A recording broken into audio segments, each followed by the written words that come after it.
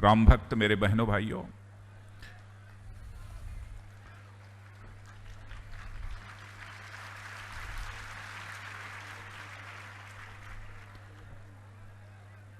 यहां पर मैं श्रोता के रूप में आया था।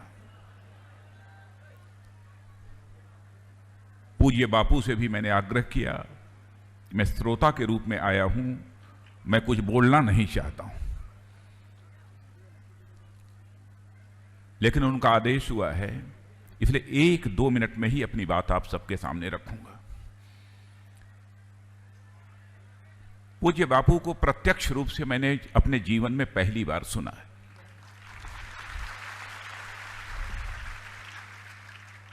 वैसे इनकी सीडी कई बार हमने देखी है।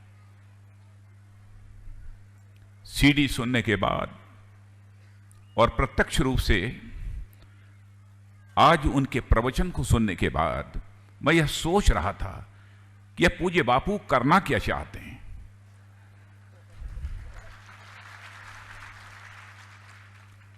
मैं जिस निष्कर्ष पर पहुंचा हूं अपनी छोटी छोटी बुद्धि के आधार पर मैं कहना चाहूंगा, बापू केवल एक काम कर रहे हैं, देशवासियों का मन बड़ा करने का काम कर रहे हैं।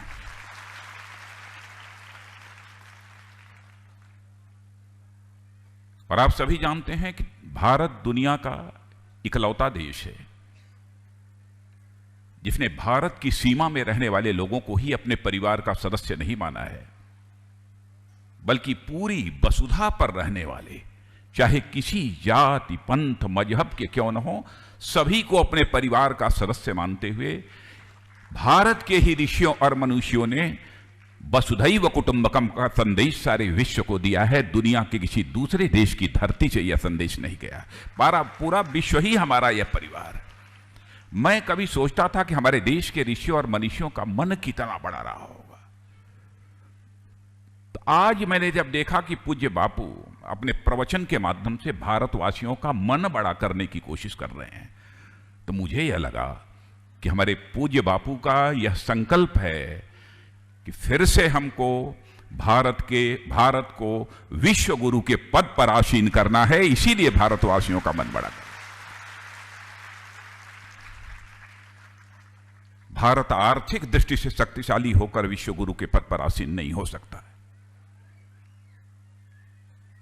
सैन्य दृष्टि से शक्तिशाली होकर भारत विश्व गुरु के पद पर आसीन नहीं हो सकता।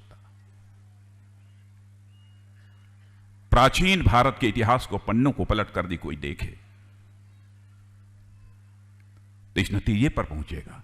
दूध की नदियां भी बहती थी, भारत को सोने की चिड़िया भी कहा जाता था, लेकिन साथ ही साथ ज्ञान और विज्ञान का भी संदेश सारे विश्व को देने का काम इस धरती पर किसी दुनिया के देश ने किया है तो भारत ने किया है। सब कुछ रहे हमारे पास सैन्य शक्ति हो, हमारे पास आर्थिक शक्ति हो, लेकिन जब तक हमारे देशवासियों का मन बड़ा नहीं होगा, ज्ञान और विज्ञान में हमारे देशवासी उन्नत नहीं होंगे, तब तक भारत विश्व गुरु के पद पर किसी भी सूरत में आसीन नहीं हो सकता है। तो मुझे लगा कि पूज्य बापू और कोई काम नहीं कर रहे हैं, यही काम कर रहे हैं। उनका स्वप्न है कि भारत पुनः विश्व गुरु के पद पर आसीन हो। पूज्य बापू, आपको सुनने के बाद उद्गार बहुत है, लेकिन बोलूंगा नहीं, क्योंकि मैं श्रोता के रूप में ही आया था और आज आपको सुनने के बाद मैं कहना चाहता हूं, मैं ढूंढूंगा, कोशिश करूंगा, कहीं भी मैं दौरे पर रहूंगा, आप जहां भी प्रवचन करते रहेंगे, मैं पूरी कोशिश करूंगा कि वहां मैं पहुंच जाऊं। मैं पूरी ईमानदारी से इस बात को मैं स्वीकार करता हूं, बहुत बड़ा काम कर रहे हैं। मन बड़ा व्यक्ति का हो जाए तो जीवन में आध्यात्मिक ऊंचाइयों को हासिल कर लेता है। छोटे मन से कोई बड़ा नहीं हो सकता, टूटे मन से कोई खड़ा नहीं हो सकता। ये हमारे आदरणीय अटल बिहारी वाजपेयी जी बराबर कहा करते थे। आज भी अपने कार्यालय में, चाहे भारत का गृह मंत्री हूं तब भी इसको लगाकर रखा है, पार्टी का राष्ट्रीय अध्यक्ष था तब भी उसको लगाकर मैंने रखा है। और मनुष्य का मन जितना ही बड़ा होता चला जाता है, मनुष्य सुख और आनंद की प्राप्ति उसी अनुपात में अधिक करता चला जाता है।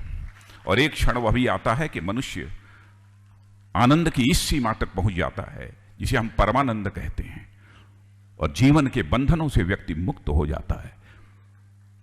तो मन का बड़ा होना यह अध्यात्म है, और यही काम हमारे पूज्य बापू कर रहे हैं। पूज्य बापू, आपका आदेश था, उसको स्वीकार करके 2 शब्द मैंने आपके आदेशानुसार यहां पर कहने की कोशिश की है, इससे ज्यादा कुछ न कहते हुए पूज्य बापू के चरणों में शीश झुकाकर प्रणाम करते हुए और आप सभी राम भक्तों का भी अभिनंदन करते हुए अपना निवेदन समाप्त करता हूं।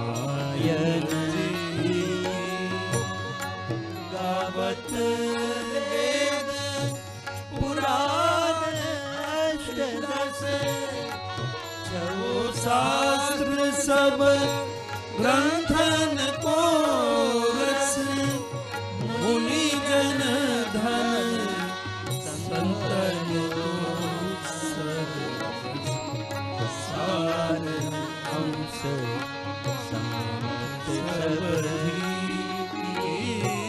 आरती श्री राम गावत संतत शंभु भवानी, अरुघट संभव मुनि विज्ञानी, व्यास आदि कवि परज बखान,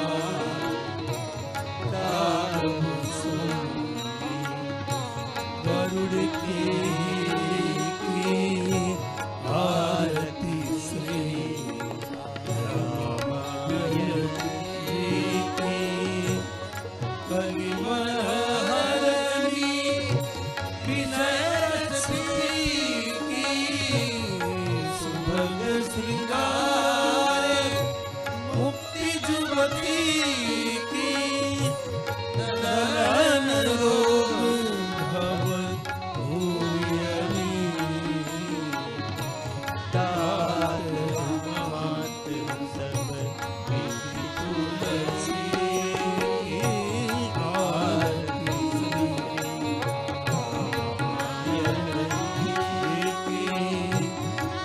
कीर्ति कलित